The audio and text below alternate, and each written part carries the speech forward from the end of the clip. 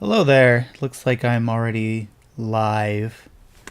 It's been a while since I've done this, so um, I'm going to be responding to Truth Teller. Um, he made a video in response to my video responding to Oppie. Hold on, let me just see if I'm getting. Yeah, yeah. Oppie and Sobel, Maki, and Joe Schmidt. I'm also going to be trying something new here where I'm going to try to use a whiteboard program. Haven't used this before. Might be kind of rough. I don't want this to be too too formal. It's just uh, a response video. That's pretty much all there is to it. And so I haven't really prepared much, but we'll just go through and see what he says, and I'll respond to it. I'm also going to be playing it at 1.5 times, so it just doesn't take forever. So it might be the music that he has on there might be kind of annoying, but we'll just have to deal with it. All right, so let's bring up. I believe it's this one. Yeah, let's bring up the video and get started. Hello, YouTube viewers. That is to say, all five of you, and probably not even. Today, I'll be taking a bit of a departure from my usual format of live stream response videos to either conservatives or mostly theists. And instead, I'll be doing a scripted, pre-prepared response video to one Thomistic Disputations on Aquinas' first way of the argument for motion. I have to give credit to Real Atheology for reaching out to me and bringing this video to my attention, as well as providing some of the resources I will be drawing from in order to make some of my responses to the video. So, the reason I'm doing this, or the reason I'm not doing a typical live stream response and instead opting for a scripted, more effort post, you can say, video response, is because this particular video by TD, Thomistic Disputations, purports to be responding to contemporary atheists working in analytic philosophy of religion, such as John Mackey, J.H. Schobel, Graham Oppie, and, although not an atheist, Joe Schmidt, and purports to be defending Aquinas' first way of the argument for motion from the criticisms of these philosophers. Therefore, I've decided that to undertake such a task as criticizing this video would require more effort. And so the purpose of this video is going to be to show that TD has far from saved the argument for motion from the criticisms of these philosophers. And that a lot of his points in response to these philosophers either misses the mark, that's to say fails to be tracking what the philosophers are saying, or is otherwise dialectically inapt in a very serious way. And what I mean by this is there are a few cases where he sort of doesn't provide good motivations for accepting his view. At least he doesn't present reasons why you should accept his view over the relevant alternatives presented, over and above sort of just repeating exactly what it is at issue, which is dialectically worthless in that context, right? And sort of repeating his metaphysical commitments, which he gives no reason to accept, right? And this is a problem I have with a lot of Thomists in general, right? They just sort of assume or take their metaphysical commitments for granted. And we're going to be seeing that this is a pretty big issue for this particular video. So I just want to note something here. So I am kind of. I don't think it's correct to say that I haven't provided reasons in my video to support my metaphysical commitments. However, I also want to note that I do have a video on the metaphysics of the first way where I kind of explain the reasoning behind the first way and the metaphysics in more detail. Whenever I was making that video, I'm making it to my audience who I imagine are aware of some of my previous videos which I've made on the topic of the argument for motion. And so, and this includes things like my video on the infinite regress, on the principle of causality. And, I have this idea that, yeah, I don't necessarily want to repeat everything there in as much detail as I do there. Because I don't know, I just don't want to repeat things I've already said, but I'll try to I'll try to clear up any misconceptions in this video that are had about what's going on with the metaphysics, and maybe be a little more clear if I can be. All right, let's continue. And I'll be getting into the response now. Oppie, Mackey, Sobel, and Schmid. These are the kind of philosophers that you will find most often cited by more philosophically informed atheists. So I wanted to see how they do against the argument for motion, or the first way of St. Thomas Aquinas. Let's start by looking at Graham Oppie's book, Arguing About Gods. For starters, the argument is plainly invalid. The most that could follow from the premise is that there are first causes of change that are not in the process of change. There's nothing in the premise of this argument that justifies drawing the conclusion that there is a unique first cause of change that is not itself in the process of change. So I would argue that Oppie here is misunderstanding St. Thomas's conclusion, or is relying on others who are misunderstanding it. I would argue that St. Thomas does not intend the first way to conclude that there is a unique first cause. This is why in question 11, article 3 of the first part of the Summa Theologiae, St. Thomas Aquinas questions whether God is one, and concludes that it is impossible, therefore, that many gods should exist. If St. Thomas were to take the first way to establish that there is a single unique first cause, then he would, as he often does in the Summa, state that it has already been proven previously that there is a single unique first cause. But he doesn't do that, which indicates to me that he doesn't believe that. Okay, so TD is just misunderstanding Dr. Oppie's objection here. Oppie's objection is not that the argument doesn't establish there's a single God. His objection is that the argument concludes that there is a unique first cause of all change. In other words, a unique first cause of all chains of potentiality to actuality, right? Because that is the Thomistic account of change.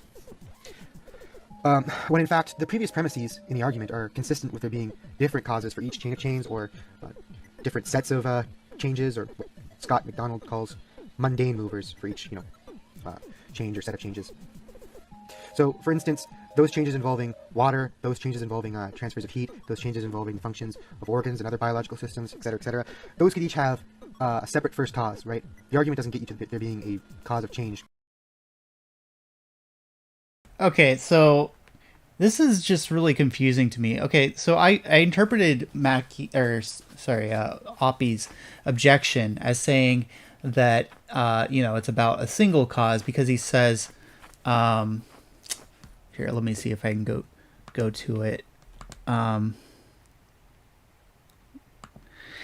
He says there are first cause. It could be that there are first causes of change.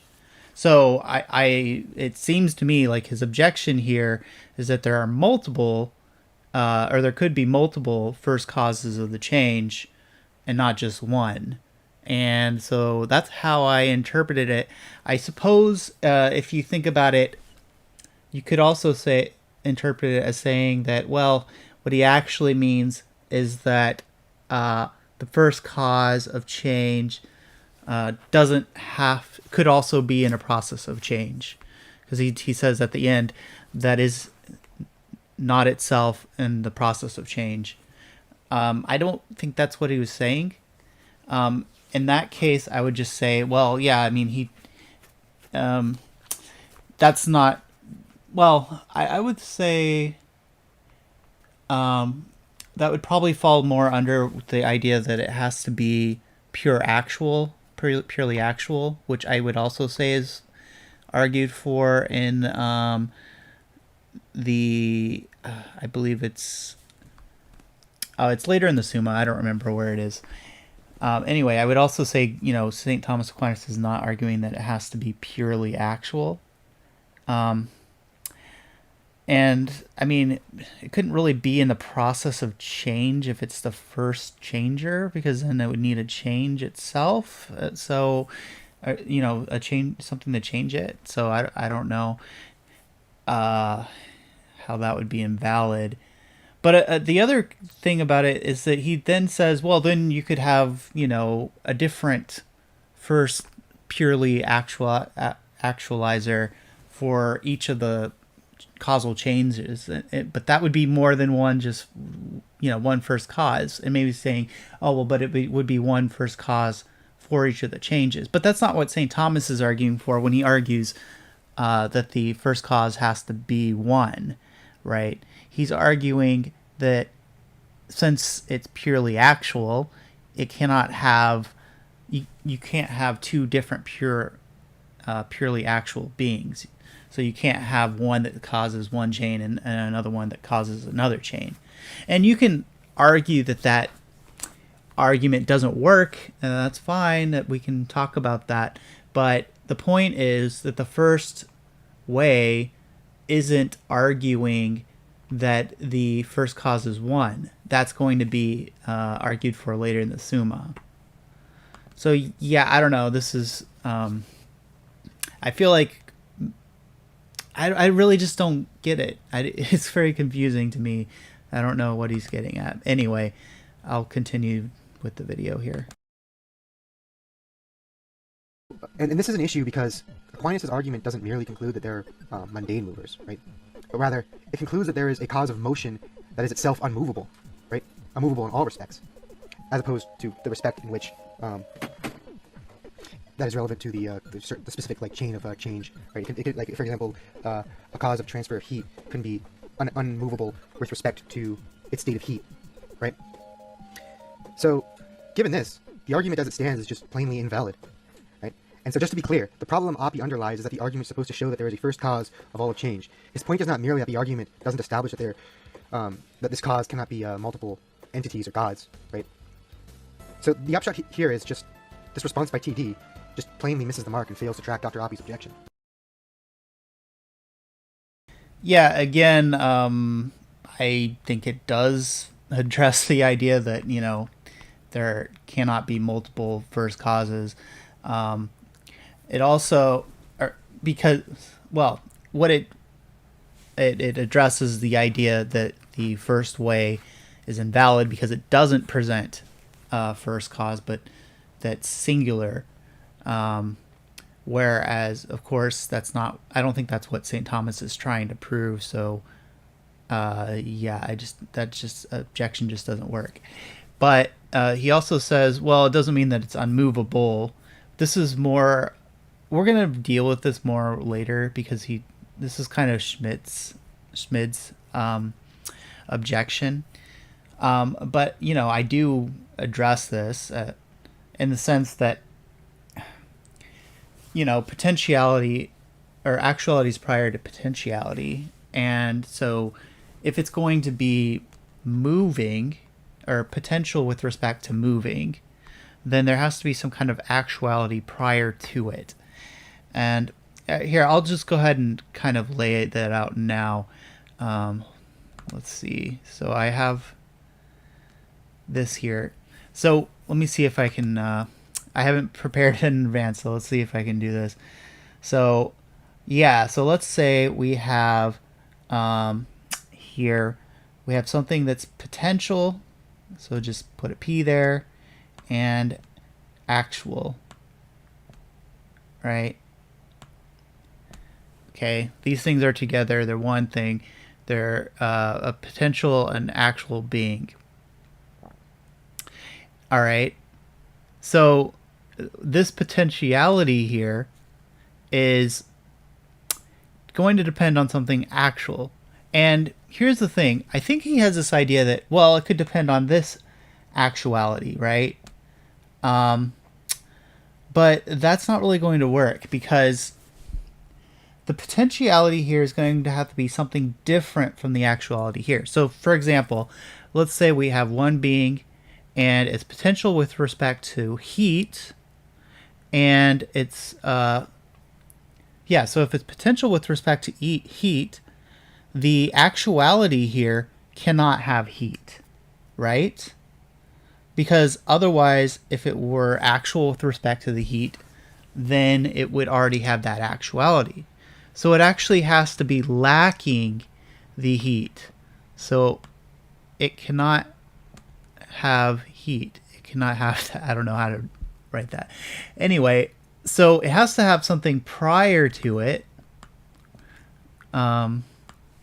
which is causing or grounding that actuality, or the potentiality, sorry. And it can't be the actuality of the thing itself, Because, I mean, sure, it could have a disposition towards the potentiality in a sense, but what does it mean for something to have potentiality for heat if there's nothing in the universe that could actualize that heat? I mean, I would say that's not really a potentiality at all. Like, if it's impossible, it would be impossible for that potentiality to be actualized. So you actually need something prior to it, which is actual with respect to the heat. But, okay, so then we'll say, okay, fine, this is purely actual with respect to heat, but it has another potentiality, and this potentiality is potential with respect to, I don't know, let's see, potential with respect to whiteness, let's say. All right, okay, well, the actuality cannot be actual with respect to the potentiality here, so it cannot actualize the whiteness inside of this thing, which is quote unquote purely actual with respect to heat. So it has to get this potentiality is going to depend on something which is actual with respect to the heat, or with respect to the whiteness, right? Okay, well, so you see there's going to be an infinite, well, maybe not infinite, but there's going to be a regress here. So as long as you have something that's actual and potential, you're going to have another actuality prior to it. And so if you think there can't be an infinite regress, which, there's reasons to believe that there can't be. See my video on there, why an infinite regress is impossible. Then you're going to have to end up with something which is purely actual without potentiality. And this is because it's not, this is the thing. I believe that Joe and other people are thinking about this as if only the actuality of a thing is going to depend on something that's actual. Only if the potential is actualized, then it's going to depend on something actual.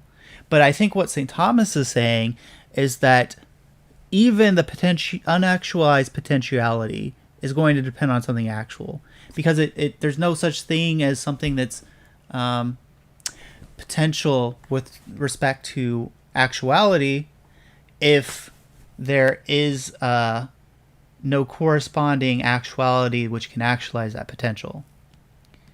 Okay, so I hope that clears that up. Should be pretty clear, I think. So we'll continue with the video from here.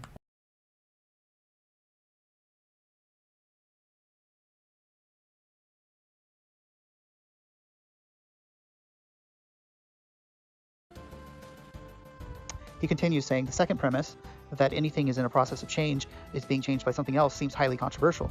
There are objectively chancy processes, then there are processes of change that are not brought about by anything else. This is simply not true. All that St. Thomas's claim ultimately amounts to is that any reduction of potentiality to actuality is reduced by something actual. A potentiality could be reduced to actuality by something in actuality without being determined to being actualized in X or Y way. So, for example, let's say a person can will either to eat steak or to eat a salad. Suppose that person wills freely to eat a steak. It isn't necessary that the potentiality is not reduced to actuality by God. What's necessary is simply that God doesn't determine which actuality is actualized. Just because a cause actualizes a potential doesn't mean that it determines the fact that that potential is actualized rather than another. That's like an additional claim that isn't necessary.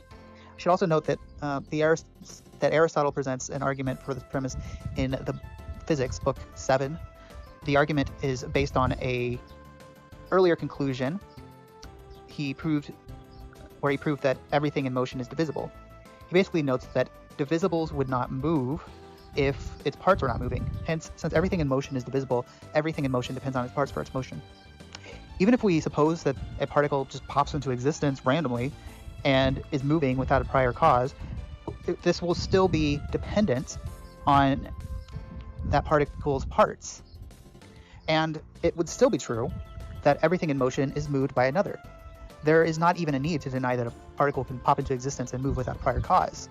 All that's necessary is to note that this is made of parts, and therefore it depends on another. I'm a bit confused by TD's response here, because I'm not going to lie, I'm having difficulty grasping how what TD says here even addresses Appy's objection at all, right? So he uses the example of virtual particles bouncing around or popping into existence as a result of chancy causes. I'm not sure if this is accurate at all. I'm not knowledgeable on quantum physics at all. But yeah, he uses the example of virtual particles, pointing out that they still depend on the relevant sort of way on its parts, such as quarks or what have you. But the actual example Appy uses, and you can check this out like in the like directly after the part TD paraphrases in the original book, Arguing Against Gods, and in fact I will put a link to that book in the description. But the actual example Appy uses is libertarian free decisions, and obviously libertarian free decisions don't depend on parts in the way particles do, right? Obviously a libertarian free decision isn't made up of parts, like what the hell would that even mean? So, neither ex hypothesi do they depend, obviously, on prior states such as the agent's past psychological states or external antecedent conditions, etc., etc., etc. So, could TD say then that it is the particular LFW? So, LFW in this case means libertarian free will. So, is it the particular LFW agent that the decisions depend on? No, because ex hypothesi, there are many possible worlds where the given agent exists, but the LFW action does not obtain, or the LFW decision, choice, whatever you want to say, does not obtain. So, I mean, surely then at this point we've ruled out all plausible candidates, right? Surely then LFW actions don't ontologically depend on anything, or at the very least, TD leaves it a complete mystery what the ontological dependence relation is even supposed to be. Okay, so I actually he acts as if I don't address the free will thing. Yeah, I mean I actually do. At the beginning I talk about how free will, just the fact that something's freely willed doesn't mean that it's not caused. And I'm using the example of virtual or quantum events as an example to explain why the fact that something happens uncaused by a previous event even, or undetermined, doesn't mean that it's uncaused in totality. So let me try to use the whiteboard again, see if I can kind of explain this a little more. Okay, let's see. So let's go back to the virtual particle thing, or whatever you want to say. Okay, we have a thing here. Let me see if I can turn something on here. Well, okay, we have a particle here, right? Okay, or we can say this is a free will even too. All right, it comes out like this. Here's the different decisions that we can make. Okay, we can make decision A, make decision B, we can make decision C. Okay, or we could say these are different states a particle could come in, different times a particle could come to existence, and to come apart from a decaying atom, or whatever you want to say. These are different possibilities that could be instantiated. None of them are determined by the state of the entity, but they're different things that could come out of it. Now, what I'm going to say is, still, you need some form of actuality with inside the agent. So whenever we're talking about free will in particular, what we need as a foundation, let's see if I can get some text here. What we need as a foundation is going to be the concept, right? The concepts are going to have to exist here. All right, we're going to need the concept of A. We're going to need the concept of B. And we're going to need the concept of C in order to intelligibly make a decision of choosing A, B, or C, right? So there has to be some form of actuality is what I'm saying. You have to have the actuality which is present in the decision in order to cause the effect, right? And the same thing's going to be true with, like, say, radioactive decay, and you have a beta or alpha particle that's ejected, or electron or whatever. You have a particle that's ejected. That particle is going to, due to the conservation of matter and energy, is going to have to exist in some sense in the atom. And the proportionate actuality is going to have to exist there. All right? So that's what I'm talking about. And so, and not only that, but the effect is going to have its own parts, right? So I don't know, if A is eating a steak, right, and we chose to eat a steak instead of eating a salad or dessert, then that's going to be composed of various different parts. You know, the steak, the fork, knife, yourself. A is going your actual choice and action of eating a steak is going to be composed of multiple parts, and all of that actuality is going to be dependent. So the point is, yeah, there's still a cause here. It's just not determining which effect is going to come about. There's still a corresponding actuality. So you're not really having something coming from nothing. And the other thing that I made, so if we're talking about virtual particles, let's say, we have the arrow of time here. We have different times. There's nothing prior here. And then let's say there's nothing here, and then here a bicycle comes into existence. I don't know, I guess probably not going to be able to draw a bicycle there, but whatever. Let's just say that's a bicycle. Okay, the bicycle is going to be composed of parts, right? It's going to have a handle. It's going to have wheels. And if the wheels and the handle go out of existence, the entire bicycle is going to go out of existence. So even though there's nothing prior to the bicycle, and the bicycle just seemingly pops into existence from nowhere, there's still a dependency relation there. And so the point is, it can't have everything that it has within itself, since it depends on another. So yeah. So okay, I don't think there's anything else I need to say here. I mean, I think it's pretty clear. Honestly, I think that Truth Teller and I probably should have a conversation to talk more about this in detail, but this is the best I can do right now. All right, we'll continue with the video.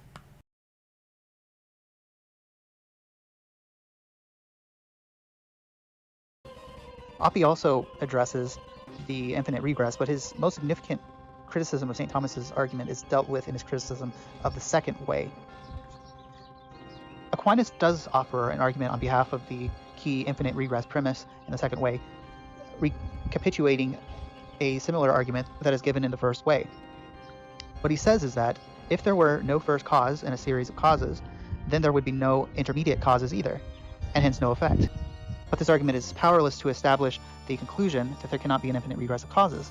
For if there were an infinite regress of causes, then it would be true that there is no first cause, and yet it could also be true that if any of the earlier causes were eliminated, the effect would be eliminated as well. I think Oppie here simply doesn't understand the argument. Let's see how St. Thomas describes the argument. This process cannot be traced back into infinity, for everything that is moved by another is a sort of instrument of the first mover. Therefore, if a first is lacking, all things that move will be instruments. But if the series of movers and things moves is infinite, there can be no first mover. In such a case, these infinitely many movers and things moved will all be instruments. But even the unlearned perceive how ridiculous it is to suppose that instruments are moved, unless they are set in motion by some principal agent. This would be like fancying that when a chest or a bed is being built, the saw or hatchet performs its function without a carpenter. So the reason St. Thomas sees the infinite regress as impossible is because he's thinking about a series where each member moves as a instrument. And hence, of course, instrument cannot move without the first principle, which causes an instrument to move, just by definition. But why think that motion involves a sort of series? The reason is because it is not possible that the same thing should be at once in actuality and potentiality in the same respect, but only in different respects. As St. Thomas explains in the Summa Theologiae, whatever is in motion cannot have its actuality it is moved towards in itself, but it must receive it from another. Hence, if you have an infinite regress of things in motion, or things without their actuality in themselves, this would lead to an impossible situation where you have these instrumental causes without a first. Or in other words, actually driving this actuality from another when nothing has that actuality. So I don't really have much to say here. I think this is either a case of sloppiness or worse, misdirection on TD's part, unfortunately. He's responding to Oppie on the second way, which is constructed as an argument specifically about efficient causation, as if Oppie is talking about the first way, when in fact he isn't. So the quotation he provides of Dr. Oppie, from arguing about gods, is in regards to an infinite regress of efficient causes. It has nothing to do with per se chains. I mean, he literally explicitly states right there in the part that TD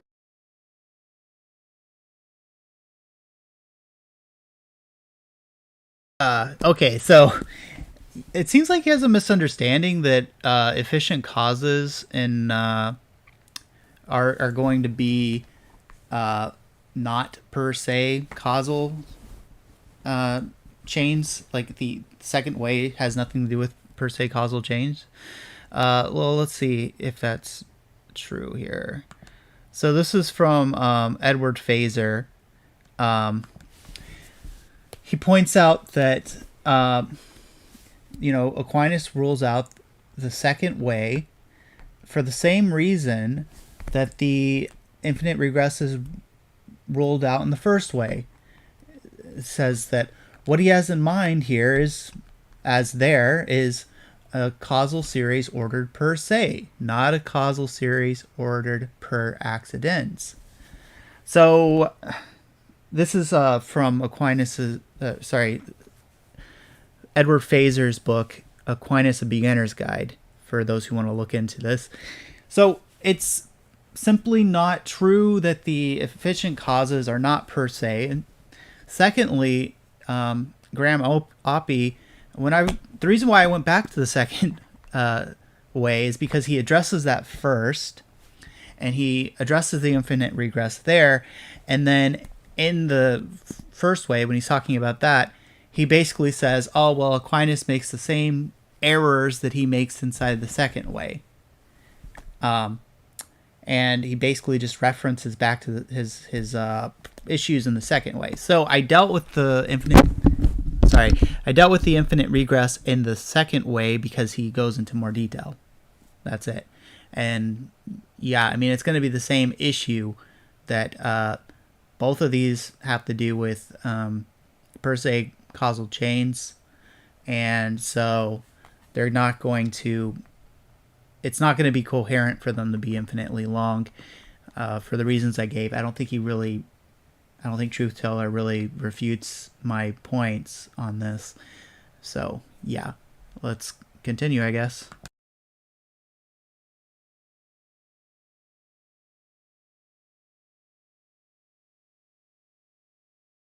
Paraphrases that the argument is powerless to establish that there cannot be an infinite regress of causes, as in like efficient causes.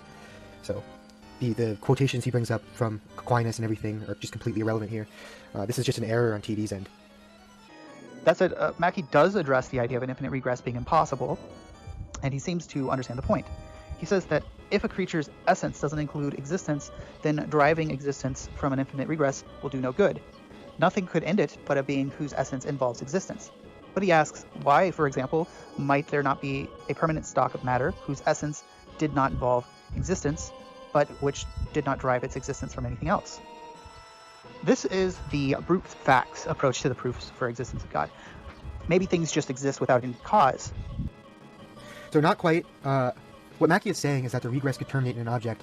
In Mackey's case, the object would be a permanent block of matter, which does not derive its existence from anything else, but which nevertheless doesn't have an essence, which includes existence. But this doesn't entail that there is no explanation for the object's existence at all. I mean, the explanation could be, for instance, that the object is metaphysically necessary. Okay, so I was responding to what Mackey said in particular, and in the very next paragraph, he says, he says, for example, there being a permanent stock of matter that would just be a brute fact that had no sufficient reason.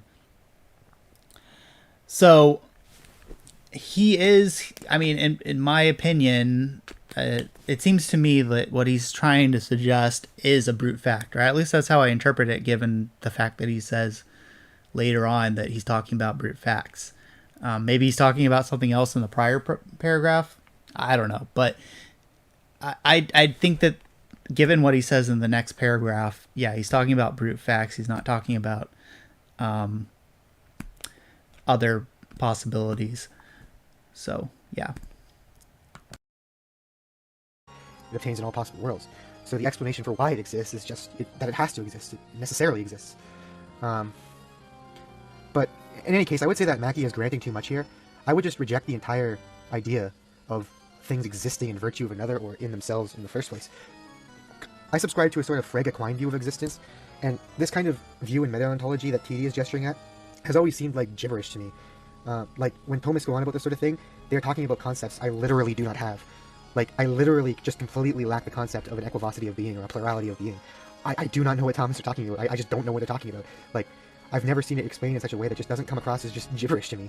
And I'm being completely serious right now. Like, this could be a conceptual deficiency on my part. I know there are some intelligent people who claim to know what they're talking about in regards to this sort of thing, but I doubt it, because I know I'm not the only one who has this sort of view. But I'd argue this is nonsense. As Garrigou-Lagrange said, we are absolutely certain that every being which is indifferent to existence requires an efficient cause. That is to say, has to be realized, whether in time or from eternity, makes no difference. Because the intellect knows intuitively that this being does not exist as something which has existence intrinsically and primarily as its own, per se prima, but as something which gets this existence from another.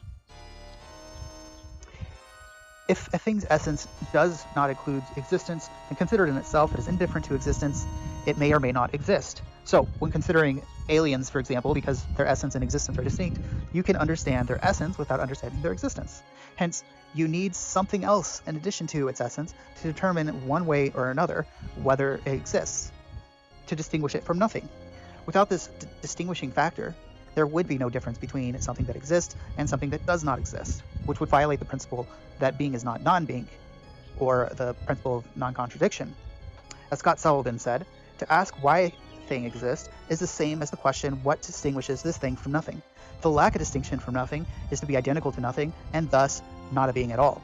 Therefore, there must be something that makes beings distinct from nothing, a reason or fundamentum distinctionis. And that reason cannot be nothing, for then there would be no distinction. To hold two things as distinct with absolutely no difference between them is a nonsensical position. In short, if nothing distinguishes a being from nothing, then it is not distinguished from nothing. Unless you're willing to deny basic principles of being, I don't think denying the existence of a cause of the existence of a being, intrinsically indeterminate with respect to existence, is logical or reasonable. If they are intrinsically determinate with respect to existence, then they need to be extrinsically determined to exist. Alright, so this is where we get into where TD seems to be taking too much for granted of his own very controversial metaphysical commitments in meta-ontology. So why do you think things exist to the extent that their essence contains existence? Why do you think there's even a distinction between essence and existence in the first place? That hasn't been motivated. He gives the example of an alien, but I think for an alien to exist is just for all of its properties to be jointly satisfied in the actual world. Why think a further account than that is needed, right? I mean, this view does a fine job distinguishing the alien from nothing. Alright, so here's the thing, okay. I don't really, I just don't really get what his objection is. Maybe we need to have a discussion on this too. I mean, I've seen this objection before. I've seen it in Gavin Kerr's book on the Diente argument. I've seen it inside of Phaser's book on the 5 proofs for the existence of God. To me, it's never seemed like a very compelling objection, and maybe I just need to have a conversation with somebody to kind of get at what they're talking about. But okay, let's go back to the whiteboard, and let me just kind of describe how I'm thinking about this. So, so he's saying that a thing exists whenever its properties are instantiated. So is it something like we have a thing, and then we have its properties, and the properties are instantiated? I don't know, put an I there for instantiation. Or we can say that that there's just properties, and things are identical to the properties, and the properties are instantiated. Okay, in any case, all right, so we're going to say, sure, okay, a thing exists if its properties are instantiated. I'm fine with that. And I mean, it's not, maybe I would have some objections to it, but it's not, I don't see it as being hugely important for this discussion here. My question is going to be, okay, so we have 2 things here, right? We have properties, and then we have instantiation. Now you can say, well, okay, but these are actually just one thing. Okay. So I don't know. Let's try this. Let's say we have whiteness. Here, let's actually, I don't know. Let's just go with whiteness, and then we have the instantiation of whiteness. And you can say, well, no, whiteness is just identical to the instantiation of whiteness. Another way we can put this is we can just say, okay, well, another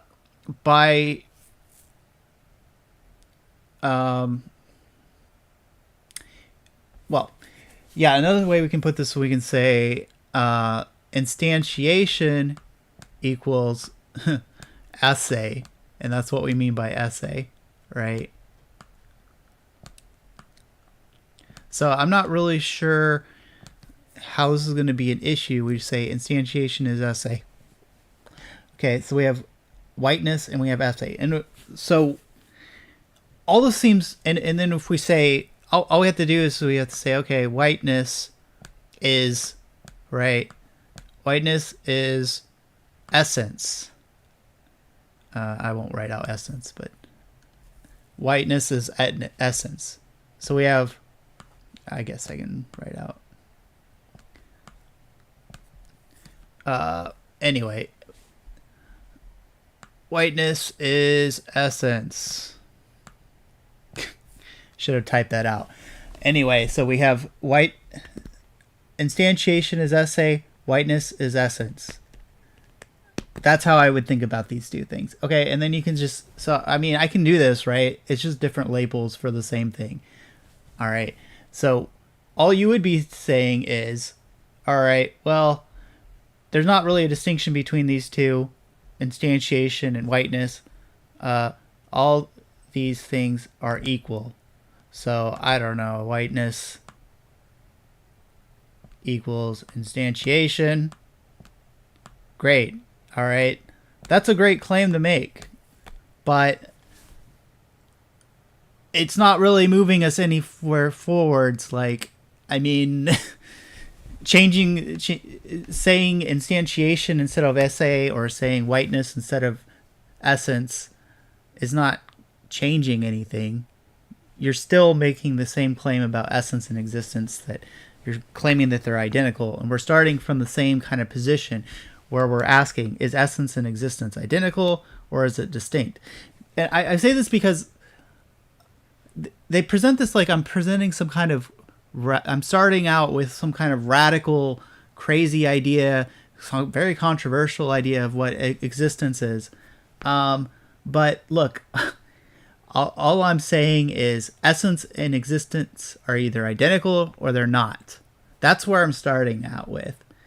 And I'm saying that, okay, we do need this principle of existence to distinguish something from non-existence, because otherwise it would be identical to existence due to the principle of indiscernibility of identicals, or whatever. Anyway, so let's go into, okay, so why do these things need to be distinct?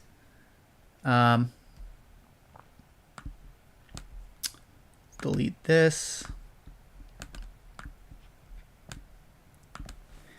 All right, so here's the basic thing, and I'll use text this time so it's a little clearer.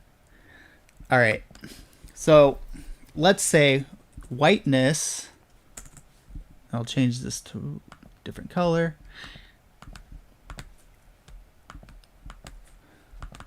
Let's say the property of white equals instantiation, otherwise known as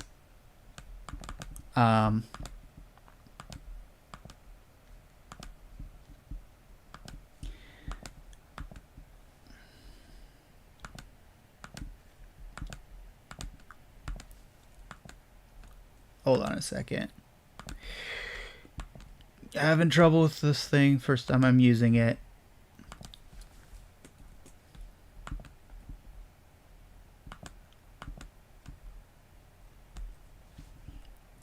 Oh, I see. Okay.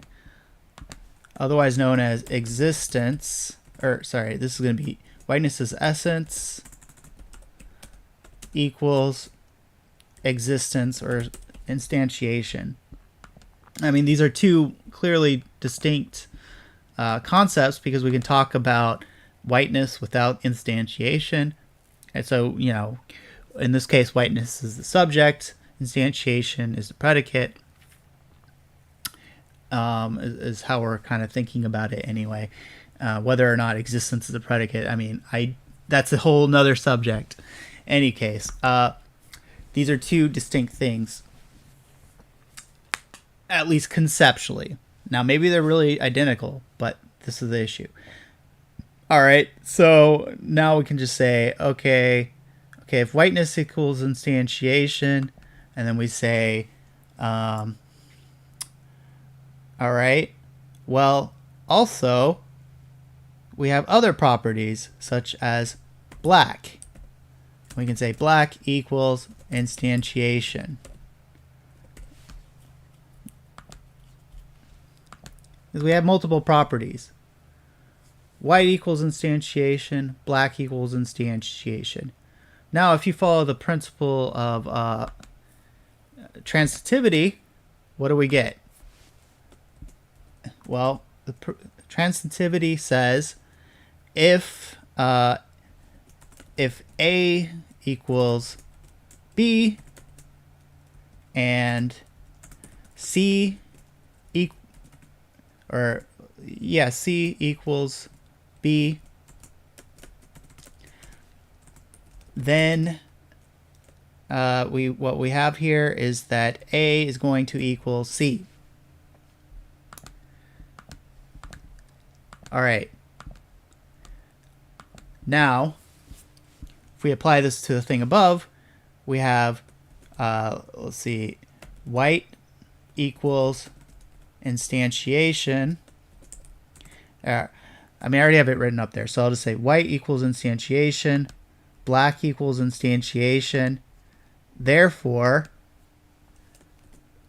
what we have here is that black equals white, which of course is absurd, right? And this is coming from, I get this from Norris Clark in his book, One in the Many, right? This is going to be absurd. You can't, white does not equal black. And so what we need here in order to make this work is we need a separate principle. It needs to be a distinct principle from what makes a white and a black object the same. So white and black properties or object or whatever you want to say are going to be identical so far as they are instantiated, and different insofar as they have their different essences or properties or whatever you want to say. It doesn't matter. Yeah. So this is the reason why we think there's a difference. And I don't see, maybe I'm missing something, but I don't see why saying that, well, it's just instantiation changes anything. All you're doing is, it seems like you're just begging the question, honestly, whenever you say, well, it's just instantiation, because it seems like you're just saying that it's just another way of saying that essence equals existence, and without actually proving it. So yeah, I don't agree with his claim that this is not proven. It seems pretty clear to me. Once you have this, once you have this point, then you have basically the Thomistic idea of essence and existence, like the distinction. And another thing to think about, okay, so you could just say, you could just deny, the one thing you could do is deny that these two are the same, that there's a common universal idea of instantiation or existence between different things that exist. And now this is just going to be, from the Thomist perspective, it's going to be self-evident. The first thing that we know, according to Aristotle, is going to be that things exist.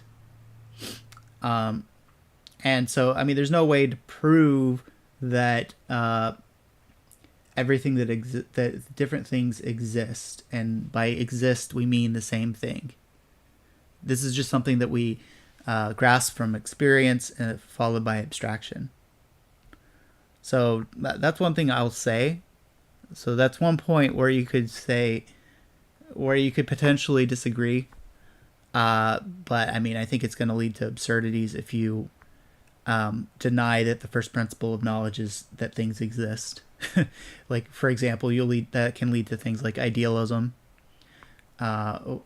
where, like, let's say you in that case, your first principle is going to be thought rather than being.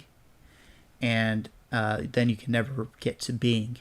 You can never get to the fact that things actually exist, because you only have thoughts. So yeah, that's going to be what I'm going to say on this. I think we need to have an actual discussion so we can actually get to kind of a back and forth on what is actually the issue here. But this is where I'm going to stop.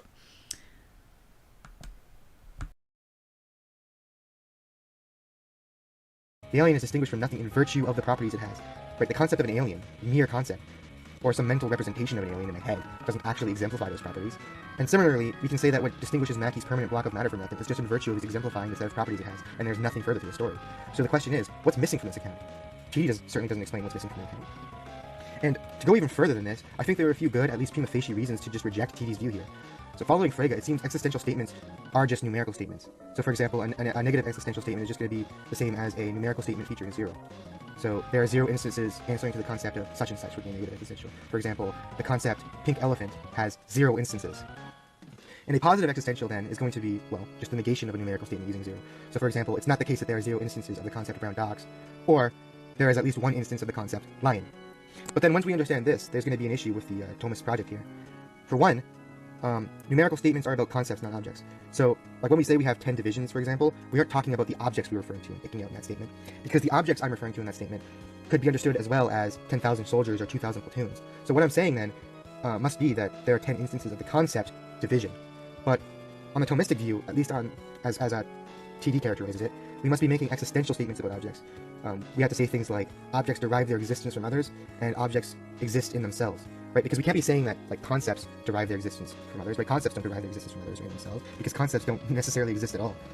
And that's just one point. But the second point. I don't know if I fully understand what he's trying to say here, but I will say that on my view, I mean, concepts are like well, on the Thomistic view, concepts are not what we actually know. What we know are things. And yeah, so concepts actually do exist. They're what refer to other things. So, for example, you can have the concept of truth teller, and that concept refers to truth teller. And whether or not it exists is going to depend on like whether what it refers to actually exists. And so it's not completely correct to say that concepts don't exist. That's more based on like I don't know. It seems to be based on like a idealist idea of like what concepts are. That concepts are just only things inside of our heads, and you know, since the thing that it refers to doesn't exist, therefore the concept doesn't exist. I don't know. I would not think of it in that way. And so yeah, so I mean, as far as numerical statements, I mean, sure, yeah, so it wouldn't actually, if you know, the well, yeah, it's just going to depend on what we're referring to. So if we refer to 10,000 men or 10,000 platoons, it's going to be referring to two different things. And the concept, or it's going to be, well, I mean, it's going to be subjective to some degree. But it's going to be referring to two different mental groupings, I suppose. But the concept's going to exist. So, I don't know. I think this is another area where we're gonna have to talk about it, because like, I'm not really sure I grasp what your objection is 100%. But I just wanted to note that yeah, concepts do actually exist on a Thomistic account. It's just what they refer to that may not exist. So let's continue. Is numerical statements are univocal, right? So when we say that there are 5 instances of the concept chihuahua, and there are 5 instances of the concept water bottle, 5 isn't being used in a different sense here. 5 is being predicated univocally of both chihuahuas and water bottles. And this would be like the same for all existentials. So even when we talk about God, like when we say there's one instance of the concept of me, truth teller, and there's one instance of the concept God, there's one God, then we'd be predicating one univocally of both me and God, right? There's no sense in which numbers are used in different senses and not predicated univocally. But on TD's view, the problem is existence isn't univocal. There's a distinction between things that exist from another, which would be ordinary objects such as tables, chairs, humans, etc., and things which have existence in themselves, such as God, right? But there's no room for this equivocal account of being on the view I've laid out, where the existential statements are just numerical statements. And then yet another. Okay, well, I mean, the easy way to object to this is to point out that, well, okay, but I just presented a reason to believe that reality is actually set up this way, to where, you know, things have existence in themselves or in another. That is, well, they have the distinction between essence and existence. Essence is going to be potential with respect to existence, and so it's going to have it in this derived way, right? So, and any account that is contrary to this account is going to be false. Simple as. I mean, as long as we have reasons to believe that creatures do have existence in this derived way, which I presented reasons, then any account that doesn't have room for existence to come about in a derived way, yeah, that isn't true. I'm also not sure. Maybe this is something I should look into. I'm not sure if Aquinas may have addressed this, but I'm not sure that one is predicated of creatures and God in the same way. Because whenever we're talking about creatures being one, they're one in a limited way, whereas God is going to be one in sort of an unlimited way. there's also the fact that, creatures are going to be one in the sense that there's a unity of parts. God isn't one in that way. And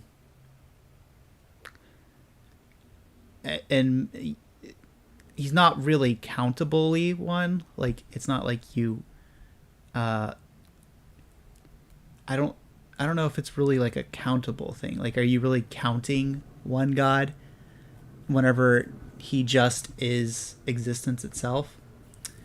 I don't know. It's something to think about. But in any case, I don't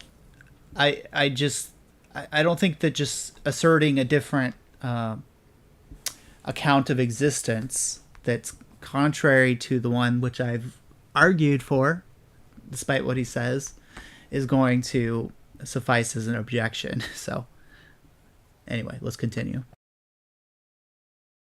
Another reason to reject TD's view here is we can imagine a species of like Martians with their own unique Martian language who do not have terms such as essence, being, existence, but nonetheless lose no expressive power when talking about existentials. They can convey the same exact semantical content by saying things like there exists an X, there is no X. Like obviously we're removing the word existence from their language, but there is an X, there are no Ys. It's not the case that there are no Ys, right? And they can convey the same exact content with respect to existential statements. And okay, so what? I mean, yeah, it's I mean, if you read Wilhelmsen, for example, we've been reading it on my channel. We do say that existence is in the copula, that is in the is statement. And so, yeah, I mean, I don't really see what the issue is. It's just, I guess he's saying that because you can say that a creature is, I guess he's saying because it's not a predicate, therefore it's not something in addition to existence, and or in addition to the creature. Like, maybe he's saying that in order for existence to be something in addition to a creature, it has to be a predicate. I don't know. He needs to explain this more. But I mean, it's quite well established within Thomism, like I said, that existence is described in the copula, that is by saying that, a creature is, that alien is, that is in itself saying that they exist. So this doesn't seem to contradict the view in any way. I'm not sure what he's getting at. So this particular point that I'm laying out here is one I got from Peter Van Inwagen's Being, Essence, and Ontological Commitment, which I will link in the description. So now let's turn to Sobel, and I'm not sure if I'm pronouncing his name right, so I apologize if I'm not. But let's turn to his book, Logic and Theism. The first way is vulnerable to the apparent possibility of self-moving things that have always been in motion. For St. Thomas Aquinas' premise that whatever is moved by another is presumably meant to be a statement of strict metaphysical necessity. But it seems that at least things in perpetual motion could be self-movers. It seems, in Aquinas' Aristotelian terms, that they could be at every moment things actually in motion, and potentially in motion in the immediate future. Their changing potentialities could be continuously actualized by the action of their immediately antecedent actualities. This conception of a self-moving perpetual mover does not involve its being in the same respect and same way, both mover and moved. The issue is that what St. Thomas's argument shows is that beings which can change are in themselves indifferent to the actuality. In order for the water to be changed from hot to cold, say, the water has to be considered in itself indifferent to hot or cold.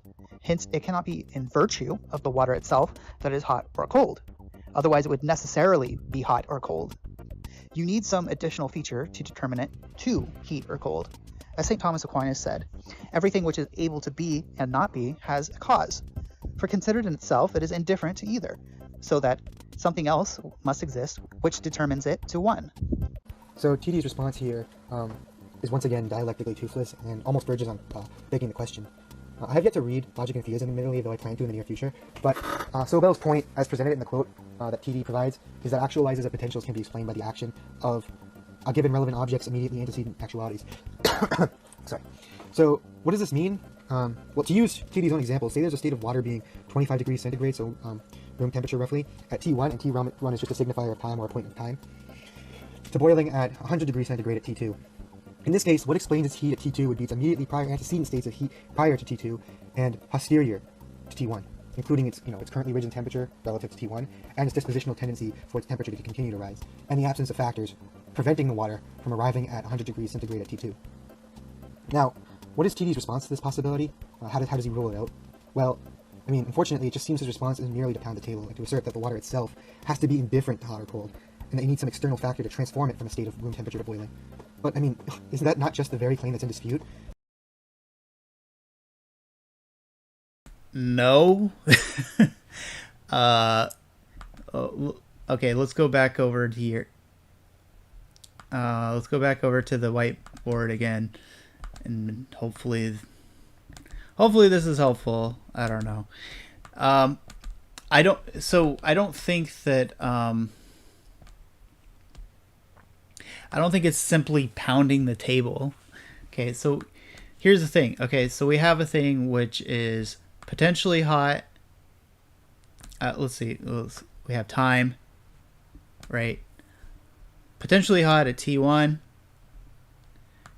Actually hot at T2. Right? So he's saying that this prior state causes it to be actual. Okay? I'm saying, okay, but that still doesn't explain what is actual here. So here's what I'm thinking. The potentiality is still here, right? The potentiality is still here. It's just actualized. And here's the reason for thinking that. So we have a thing here. Let me clear this out real quick.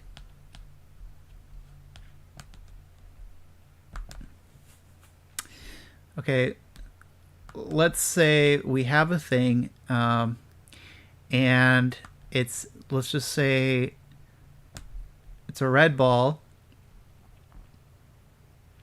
right? In itself, the red ball it could be multiple colors, right? And it would still remain the red ball, right? It could be white, it could be blue. So let's say it changes here from white to a blue ball. I'm going to take my time here.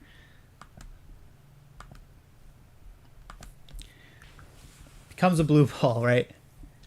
All right. What's remaining the same here? The ball. It's still a ball in both cases. So we have the ball.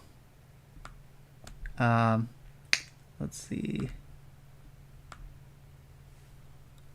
B for ball. We got the ball and we got the color. Right? Here, let's just do this.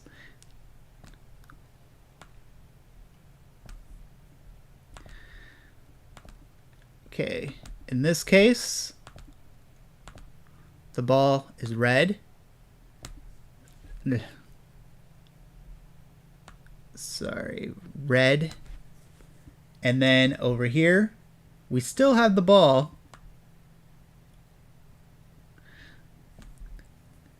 But in this case, the ball is blue. So what do we have here? We have the essence, which could be red or blue.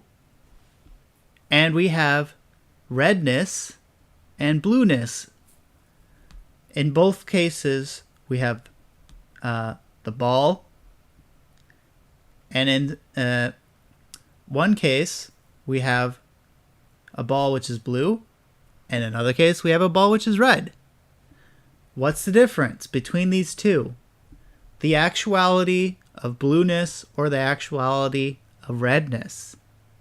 So, this is why we say that the ball is indifferent to redness. Sorry about that. To redness or blueness.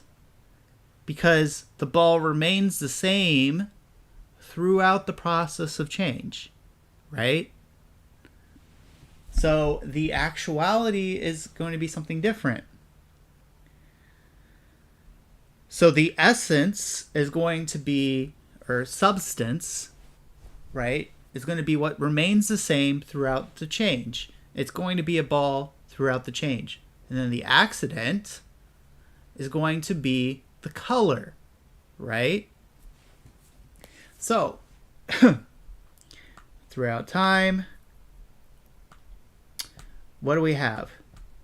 Over here we have redness. Over here we have blueness. There is no blueness in here.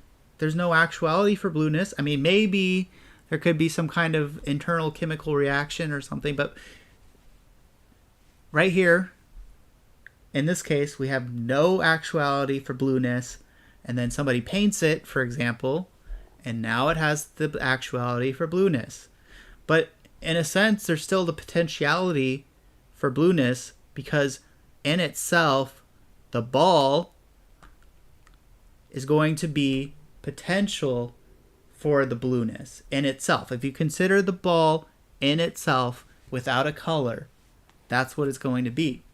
And so there's actuality actualizing at every moment the potential for blueness, right? So that's what I'm trying to say. Even if there were some, outs at the same time as the ball, there was this, let's say there's a paint bucket down here that's blue, right? And so there is the actuality there, and then it gets onto the ball, and then so the actuality does exist there. I don't know if that's what he's going to be thinking. Even if, okay, so this is the prior cause that causes this, okay, but there's still something actualizing. The blueness is still there actualizing it, right? Because if not, then the ball's not going to be blue. If you don't have the paint on the surface of the ball, it's not going to be blue. I don't think this is begging the question, because this has to be the case. It's necessary. The ball has to be indifferent to blueness in order to change to blueness. Because let's say it's not indifferent, okay? Then it's determined, right? So it's either going to be determined such that it cannot be blue, or such that it's already blue. And then, so like if we say this is already blue, and it's necessarily blue, then actually what's going to be is that this is going to be identical to blue. But anyway, the point is it can't change into blue because it's already blue, right? Okay. And if it's determined such that it can't be blue, then it can't change to blue either. So it has to be in itself indifferent to blue. This is the only possibility. There's no other possibility. Yeah. So I think he just didn't get what what I was trying to explain. Hopefully this is more clear. I'm trying to take my time with this. I know it's gonna take a long time to make this video because of this, but maybe this will be more clear. Let's see what he says next and see if there's anything else I can add. Why think that the water's immediately antecedent conditions could not be what explains the water's going from 25 degrees centigrade to 100 degrees centigrade, such as, again, a dispositional tendency. Okay, so why can't the ball? Yeah, so the ball could change itself. Like, let's say inside of the ball we have some kind of chemical reaction, right? that results in the change of the ball into blue, right? So still, the state of it reacting, the state of the reaction becoming actualized and actualizing cannot be identical to what blue is, or what the ball is in itself. Because, look, I mean, all I have to do is, you know, instead of red and blue, we just have to have, you know, here instead we can put, I'll make this red, reaction. So I don't know, put reaction, and then I'll put a cross through it. There's no reaction here. And then over here you got the ball still, and then you have reaction.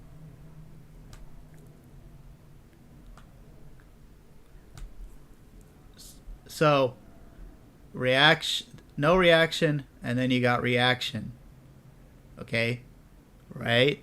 So potentiality towards reaction, actuality towards reaction. So there still has to be some additional form of actuality here that's resulting in the actuality.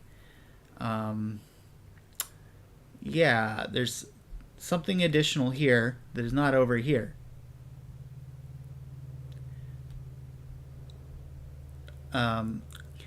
And yeah, there can be a disposition towards having a reaction inside of here, but it's not going to be actual with respect to that reaction, right? Because if it were actual with respect to the reaction, then it couldn't change into something with an actual reaction. So it's the same thing. I don't, there's not really any way of getting around this, that there's going to be an actuality over here that is not over here. Otherwise there would be no change, because a change is reduction of potentiality to act. And this is just in, you know, St. Thomas Aquinas's rendition of the first way. He points out that something cannot be actual and potential in the same respect, but only in different respects. And so something cannot change itself because it cannot be actual with respect to the potentiality that's it's changing by. Anyway, so I don't know. Hopefully that made it a little more clear. If you want to have a discussion on this, we can talk about it on Twitter Spaces. Might be more productive, because this could go back and forth a lot if we're still misunderstanding each other.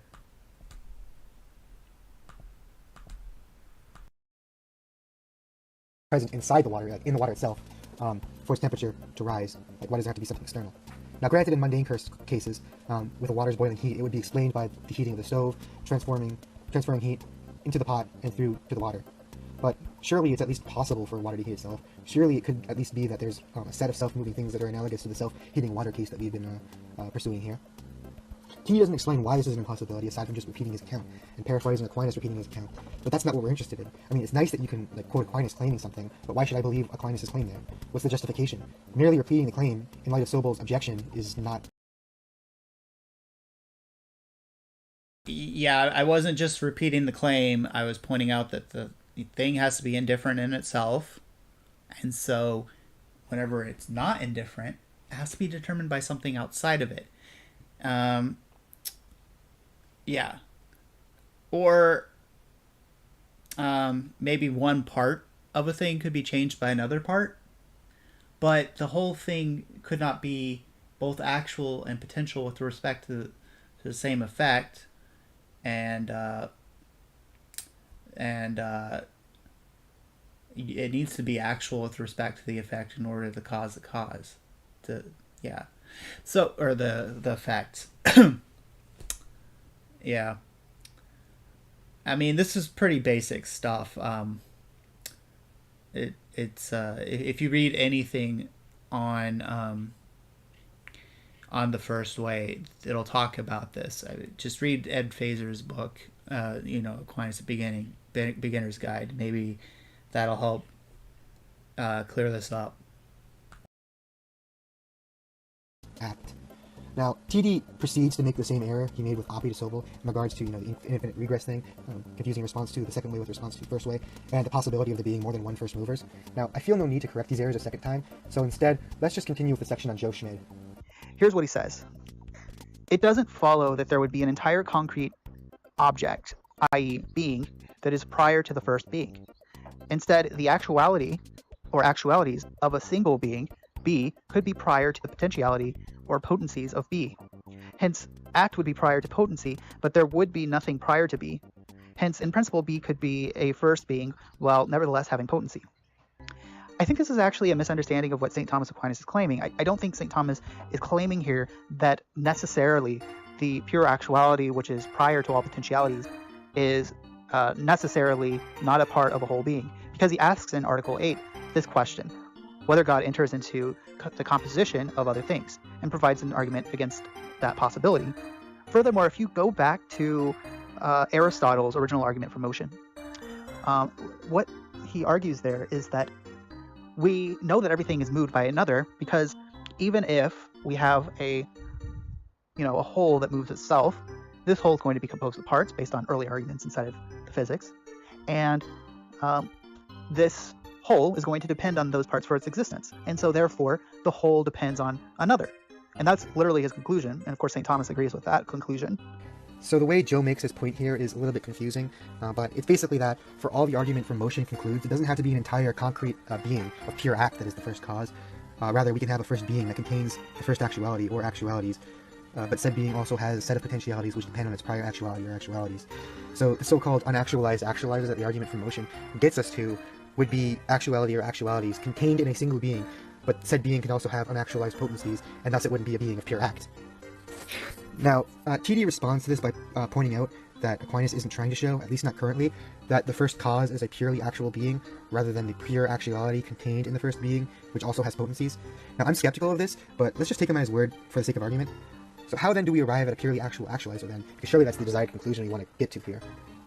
TD sorta alludes to this by implying that the being in question would have parts, the being that, like the first being that Joe alludes to, since it has potentialities in addition to actualities, and so thus the being would still depend on its parts.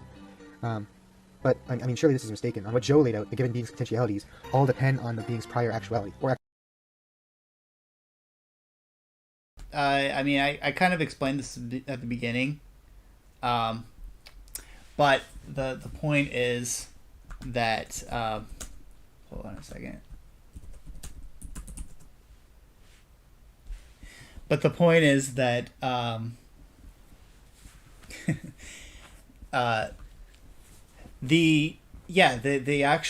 potentiality is going to depend on an actuality which is proportional to the potentiality, which the whole point that Joe is making is that, well, the actuality part of it is going to be actual with respect to the particular causal chain. So, for example, with respect to heat, it'll be actual with it, but it might be potential in another way. So that actuality can't really be a ground for the potentiality of the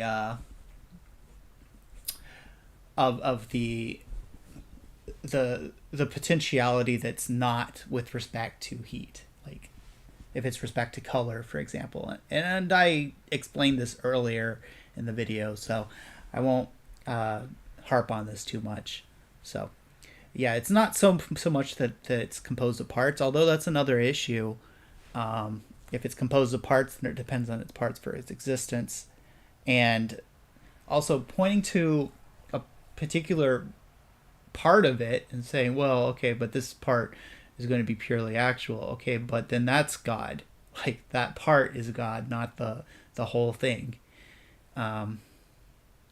Yeah.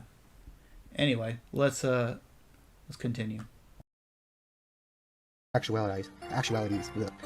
And since ex hypothesi, this is the first being, its prior actuality or actualities would be prior to every potentiality. So the first being's prior actuality, then, again ex hypothesi, would not, and indeed could not, depend on parts. So TD also claims that Article 8 on God's simplicity in the Summa Theologia proves that God, in this case understood as the actuality that is prior to all potentialities, cannot be part of a compound, and thus cannot just be a set of actualities contained in a single being. You can use Article 8 to prove that the first being is not a part of a whole, so this isn't really a problem in the grand scheme of things, even if you hold that St. Thomas made a mistake here. So I checked out Article 8, whether God enters into composition of other things. I'll also add a link in the description for those interested, my 3 viewers interested in reading along. So Aquinas gives 3 reasons to think God cannot enter into composition with other things. Needless to say, I think the reasons Aquinas gives are not very compelling, at least as reasons to think that the first actuality cannot be part of a single being. He says, quote, "First, God is the first efficient cause. Now, the efficient cause is not identical numerically with the form of the thing caused, but only specifically, for man begets man. But primary matter can be neither numerically nor specifically identical with an efficient cause, for the former is merely potential while the latter is actual." End quote. So first off, Aquinas' argument here seems to be parasitic upon him already having established that there is a first efficient cause via the second way. I would not grant him that much, and I think there are plausible refutations of the second way, but we can leave that aside. Moreover, Aquinas is right to say that prime matter, that is to say, pure passive potency, cannot be identical to an efficient cause. But this doesn't mean that the first mover must be a being of pure act, as opposed to an actuality or a set of actualities contained in a first being that also happens to have potencies. After all, it's not like on this view that I just outlined, those actualities would be identical in any respect to prime matter. Okay, I mean, he's getting confused here. The article that he's talking about, I believe it's over here. Let's see. Is that showing up? Yeah. All right. If you read up here, he points out that there are different views about God, and he says that there are 3 errors. Okay. And the error that he's pointing out here with the first objection is that God is primary matter. So he's not actually addressing the objection that Joe and others have these days, that God could be composite. So this first objection is irrelevant to what he's saying. What the only one, and then also the third one is also going to be irrelevant because it's talking about it being form. So he's God being the form of things. So he's talking about God being the matter of things, and then God being the form of things in the third objection. In the second objection, though, it is relevant to what he's saying, and he's going to get to that in a minute. So I guess I'll go ahead and let him speak on that real quick. So Aquinas goes on to say, quote, "Secondly, since God is the first efficient cause, to act belongs to him primarily and essentially, but that which enters into composition with anything does not act primarily and essentially, but rather the composite so acts. For the hand does not act, but the man by his hand, and fire warms by its heat. Hence God cannot be part of a compound." End quote. This response has the issue of being parasitic upon the second way, as does the previous response. But further, I don't see a reason in particular to grant that the act belongs to the first efficient cause essentially and primarily in the sense required. But, I mean, even so, we can say that the act itself belongs primarily and essentially to the prior actualities of the first being. The whole being itself would not be that which acts essentially and primarily, but the prior actualities of the being. I see no obvious issue that follows from this, at least at first blush. But Okay, so this, I don't know, because here's the thing. If we're talking about it being a whole, then it's going to be acting as a whole. Otherwise, in what sense is it really a whole? So I'm not sure that I really accept his position. But he's saying that really it's not acting as a whole, it's acting as a part. And so I think that his view is going to be more that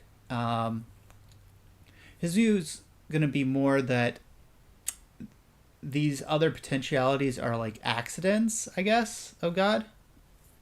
And so maybe what would be more relevant to this objection would be Article 6, where he argues that there can't be any accidents in God. And so he argues this for a few different reasons. The first is that there's a sense in which he says there's a sense in which something that is potential is made actual by its parts or by its accidents. And that's one objection. Let me just kind of explain my general thing, and I think this is coming from a general Thomistic metaphysics. In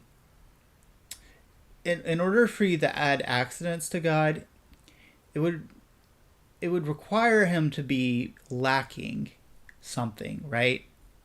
So God would have to lack the he would have to lack and this kind of goes back to the whole acting as a whole thing, right? God would have to lack the what its potential towards. So instead of acting as a pure act, it would just act as something that heats, for example. And because if it were only actual with respect to heating. And the thing is, this would require it to act as a composite inside of the Thomistic view of metaphysics, because there's going to need to be a principle that limits the actuality that it has to this particular kind of act, which is going to be that of heating. Due to what we've been talking about before, the principle of indiscernibility of identicals or indiscernibles, the principle of the identity of indiscernibles. It's kind of a tongue twister there. Due to that principle, you need an additional feature in addition to existence in order to distinguish between them. And this is going to be a limiting principle for reasons that I've explained elsewhere. So see the Metaphysics of the First Way video, for example. So in this sense, as it says down here, it really will be acting as a whole, because it's not going to be acting as something that just is purely existence. It's going to be acting as something which is existence plus the limiting essence, which limits it to this particular act of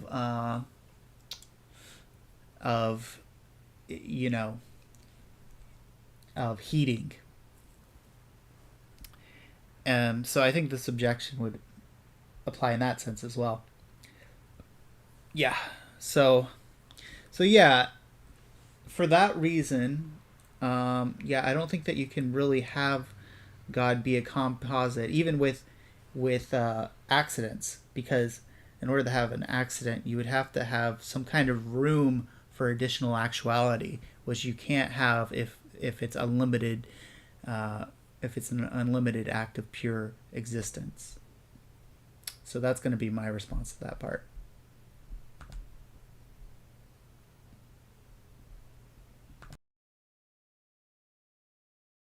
Aquinas follows up.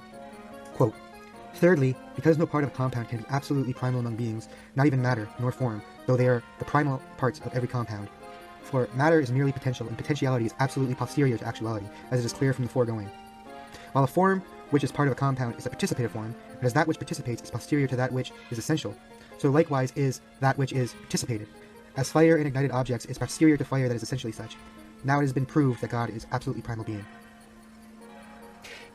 This isn't a problem for Joe's objection. Joe is granting that potentiality is absolutely posterior to actuality. As Joe says on the quote that TD provides in the video, act would still be prior to potency, but nothing would be prior to B being the stipulated first being. So the actualities, or the actuality or actualities in question would not be a primal being, right? But that's only because they wouldn't be an entire concrete being in the first place. And it seems to me that that's just the entire point of Joe's objection. Yeah, like I said, this third point is just applying to form, God being form, which is not what Joe is saying. So it doesn't really apply. It's been brought to my attention that in the process of me editing this video that Joe actually preempts in response to TD/Aquinas' criticism in a chapter in a forthcoming book he will be publishing. He says, and I quote, "One might again object at this juncture that Aquinas, in Summa Theologiae, the claim that the foundational, purely actual reality that actualizes all else, what Aquinas terms God in the quoted passages that follow, cannot enter into composition with other things, and yet, if the foundational, purely actual reality were simply a proper part of B, such a reality would enter into composition with other things. But once again, this objection is not convincing. First, our suggestion in this section is not that the purely actual reality enters into composition as a formal or material principle or something. Instead, the suggestion is that the actualities of B, which, qua aspects of B, are not quite purely actual realities in their own right, are prior to B's potentialities. Furthermore, the suggestion is not that such actualities are formal or material principles of B. Their status need not be that of B's formal material cause. Indeed, the actualities of B need not even be causes, whether efficient, formal, final, or material. B's actualities need not only be actualities upon which the potencies of B explanatorily depend. So, once again, what Aquinas addresses in Summa Theologiae simply fails to engage our criticism. Yeah, so I feel like I've given reasons that Joe doesn't respond to here. It simply he doesn't respond to, the arguments I gave prior. And I won't make this video any longer by continuing to talk about it, so let's continue. So there you go. I'm not going to put this in the description just yet, because I don't know if I actually have permission to do that, but there you go. Second, as we've seen, the first way only gets us to the claim that there is at least one first member, T, of chain C, that is actually unmoved at time T in respect to the causal power or property of C. Assuming, of course, the truth of the first way causal principle and the requirement that per se chains be finite, it therefore does not establish the existence of a first being. That is the most fundamental being, more fundamental than all else and in every respect. Instead, it only shows at most that each chain has a first member T of that chain, which has nothing prior to it in respect to the causal power of C, only during times at which T stands as first member of C. But this is perfectly compatible with T standing in potency in some other respects, e.g. in some respects that has nothing to do with causal power or property of the C, for which it serves as terminus. Hence, it is perfectly compatible with there being something more fundamental than T in that particular respect, but yet not with respect to the causal power / property of C. Okay, let's try to formulate St. Thomas Aquinas' argument before responding. 1. Actuality is prior to potentiality. 2. Nothing is prior to God. 3. If God were at all potential, actuality would have to be prior to God, at least partially. Therefore, God cannot be at all potential. Now, it is important to ensure we do not confuse premise 1 with a premise more directly derived from the causal principle in the first way, which is something like actuality is prior to a potential which has been actualized. Given this premise, we need something actual prior to a potential which has been actualized, but we don't necessarily need actuality prior to potentiality which is unactualized. Hence, you can have a being or beings which are composed of potentiality and actuality without anything being prior to them. St. Thomas's claim is much broader. It isn't only that those things which are actualized have to be actualized by another. He says actuality is prior to potentiality without qualification. Thus, by this principle, even unactualized potentials would have to be preceded ontologically by actuality proportionate to the potential. But why would anyone believe this broader premise? He gives a reason. For whatever is in potentiality can be reduced into actuality only by some being in actuality. It might not be immediately clear how St. Thomas's premise follows from his causal premise, but the way I interpret this is that potentiality could not exist if there were no actuality to actualize it. Hence, the existence of potentiality depends on actuality. Hence, there is a sort of sustaining relation between unactualized potentials and actuality. The moment the actuality proportionate to the unactualized potentiality goes out of existence, so does the unactualized potentiality. Hence, actuality is prior to potentiality, absolutely. So TD fails to track Joe's objection here. And his response is just a total non-response. Now, I don't want to be needlessly mean to TD here, but I was definitely internally screaming at him during my first viewing of this part for basically missing the same point for a third time, despite how clearly Joe spells it out this time in the quote. So, first, I think it's necessary for us to sort of clarify what Joe's point is. So the idea is that the first way falls short of establishing that there's a unique cause of being that all chains of motion depend on. Rather, what we get is that each per se chain can have a separate terminus, itself unactualized, qua the particular property or causal power relevant to the chain in question. but it could still have potency qua some other property or set of properties or causal powers it has. For example, let's say the property under consideration is redness. The chain would terminate in something that does not derive its redness from anything else, so it is unactualized or unmovable qua redness. But in other respects, it could derive, say, its shape if it had one, its spatial location again if it had one, or perhaps its permanence throughout space and time for another. So it would not be fundamental, changeless, and ontologically independent in every respect. Yeah, and then it wouldn't be the first cause, so... So, yeah, I mean, I explained this earlier in the video, but yeah, if it has potentiality in other respects, then it's not going to be the first cause. It's going to be... it's going to depend on something else. So you're going to ultimately have to get to something that isn't potential in any way. Yeah. I don't want to add any more, so let's just go continue on. It would just be with respect to redness. And this is just straightforwardly correct, and to suppose otherwise would just be to commit a quantifier shift fallacy. So just as it doesn't follow from the fact that each man has a mother, that there's a mother of all men, it similarly doesn't follow from the fact that from each per se chain has a cause, that there's a first cause of all per se chains. So what is TD's response to this undercutting defeater? Well, he points out that Aquinas' view is not just that things which are actualized are actualized by another, but actuality without qualification is prior to potentiality. Okay, but like, why are you saying this, man? Like, literally no one disputes this. I have no idea how you could even think that Joe is confused by this point. And most importantly, this just doesn't engage with the objection.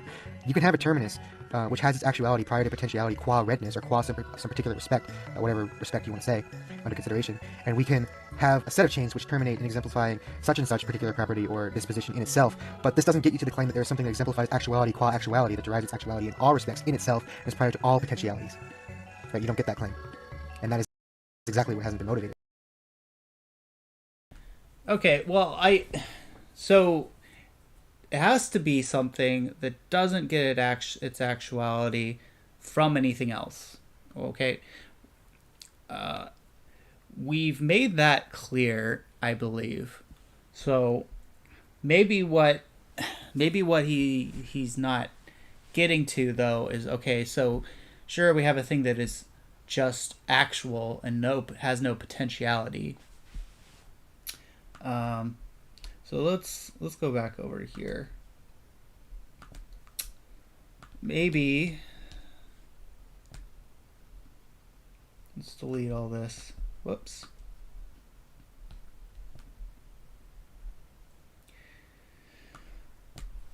Maybe he's thinking we have something that is actual, but has no potentiality, because if it does have potentiality, then that potentiality is going to have to depend on something else that's actual, and if that thing has actuality, right, or has another potentiality, then we're going to need something else to actualize that potentiality, and so on until we get to something that just is its own actuality. Now, maybe what he's saying is, okay, sure, but maybe this is potential with respect to whiteness, actual with respect to heat. This is, let's say this is potential respect to, or actual with respect to heat, so that it can, or no, actual with respect to whiteness, sorry. Let's do this. Actual with respect to whiteness, and potential with respect to shape, whatever. And then this is actual with respect to shape.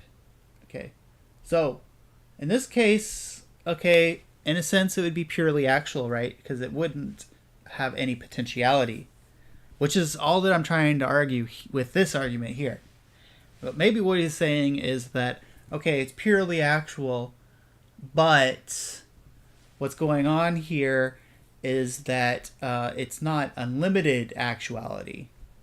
I don't think that's the point he's trying to make. Cause he's saying that it doesn't have to be purely actual, which, I mean, it seems like it does need to be purely actual, otherwise you get an infinite regress. Anyway, let's say that what he's actually saying is, oh, well, it'll be a limited form of actuality. Well, this is where we're going to have to get into, okay, well, if it's limited, then what we have is actuality plus the limitation, which, as I've explained before in Thomistic philosophy, is essence. So you have actuality plus essence, or existence plus essence. And so you still have a composition here. And the thing is, since in itself, essence is going to be indeterminate with respect to actuality or existence. Here's why. Because the essence or limiting factor or whatever, it doesn't exist in itself, right? That's why it needs actuality. That's why it needs essence, right? So in itself, if you just have essence by itself, it's not going to exist. You have to add actuality to it for it to exist.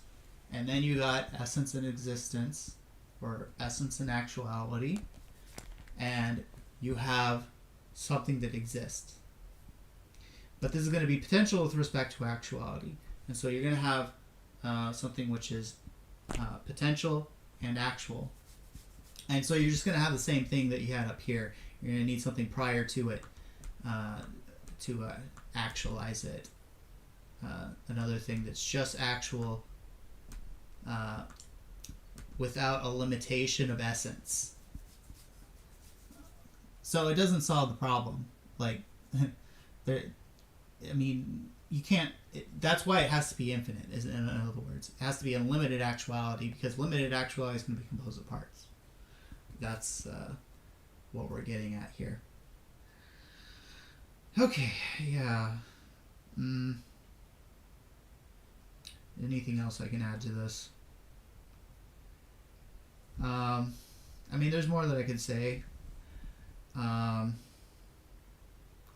other thing to think about is, so this actuality here is going to be the actuality of, what is this here? Shape. It's kind of a weird thing to say, it is.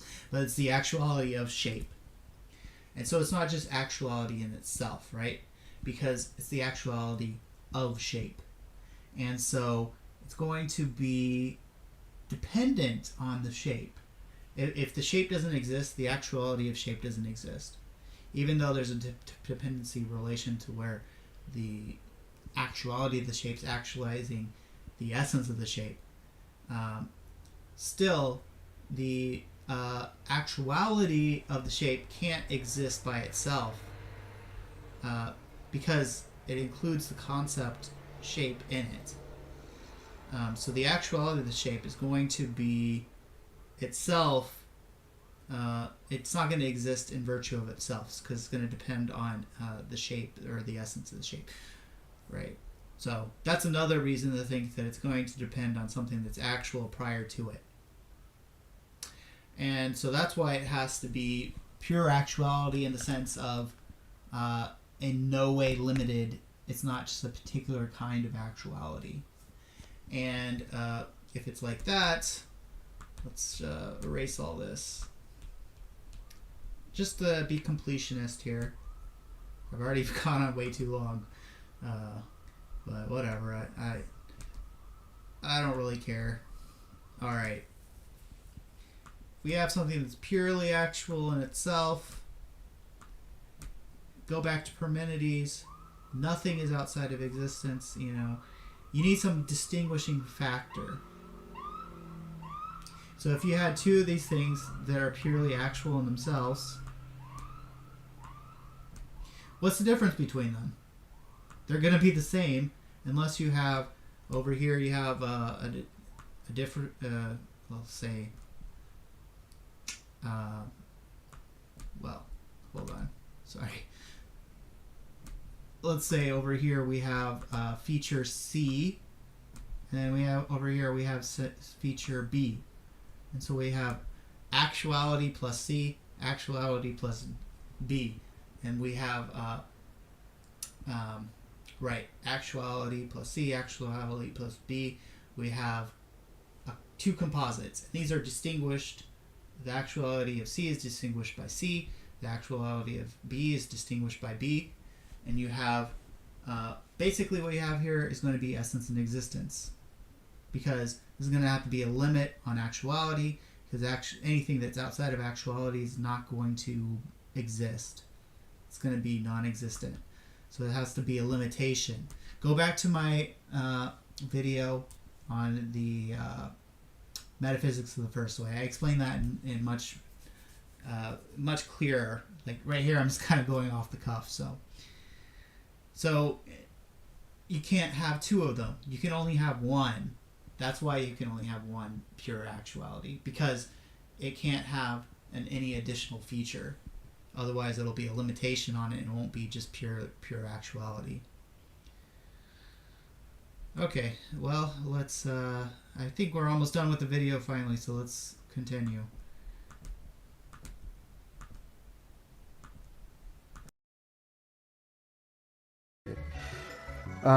Like we can just literally grant everything TD says here in his response, but he still hasn't actually dealt with the problem. Actuality is prior to potentiality, absolutely. Joe challenges premise 2 of this argument, saying there is a first unmoved, but that doesn't mean it is unmovable. Thus, there could be something ontological prior to the first unmoved of a given causal chain. I think we have to consider that the essential conclusion of the first way isn't that there is a being which is currently not moving. If that were the conclusion, then, that unmoving being could just be a fully actualized being which had just finished its movement. I don't think that's what St. Thomas was trying to get at. As I explained earlier, the key here is the fact that the actuality is derived from another, since it is indifferent to that actuality in itself. That's why St. Thomas explains motion in terms of actuality and potentiality in the first place. All that St. Thomas's first way is essentially saying is, hey, these things do not have what they have in a self-contained way. They derive it from another. We know this because they have the ability to change, and things that have the ability to change are in potentiality with respect to that actuality. They don't have that actuality in themselves. So when we look at Joe's claim that all the first way gets you to is an unmoved being that could have been moved either in some other way or at another time, what you should ask yourself is this: does this unmoved being have all of its actuality in itself, or is it derived from another? If the being is movable, then the answer is going to be no, even if the being is not moving now. I think the answer should be obvious, considering it's right there in front of you. It doesn't have all of its actuality in itself, but it has the actuality in itself with respect to the particular property or causal power of the given chain in question. Once again, TD misses Joe's point here. Joe's point is not that the terminus of the chain could be unmoving or unmoved. We can grant that the terminus has to be unmovable, but the issue is why I think there is a single terminus unmovable in all respects, rather than a collection each unmovable in a particular respect, but movable in other respects. TD gives no reason whatsoever to rule this out as a possibility. All right, well, I'm just gonna end this here. I mean, I think this is basically it, and yeah, I mean, I already explained why. I explained why in the prior video. I think he just didn't understand what I was trying to get at, which totally could be my fault for not explaining in detail enough. I mean, I try to make shorter videos in general, try to be concise, and sometimes that results in not being clear. And also sometimes you just kind of have to have a conversation with somebody to get to really get at what their issue is, where they're not understanding, or or maybe I'm not understanding something, which is totally possible. I mean, I'm not, never claimed to be an expert in philosophy, and I just do this for fun. So, in any case, I'm going to stop it here. It's already gone on way too long. But yeah, thanks everybody for watching. See you next time. Oh, I will note, I am thinking about making a video response to Cosmic Skeptic, which will be more edited down and more as usual. Alright, thanks for watching.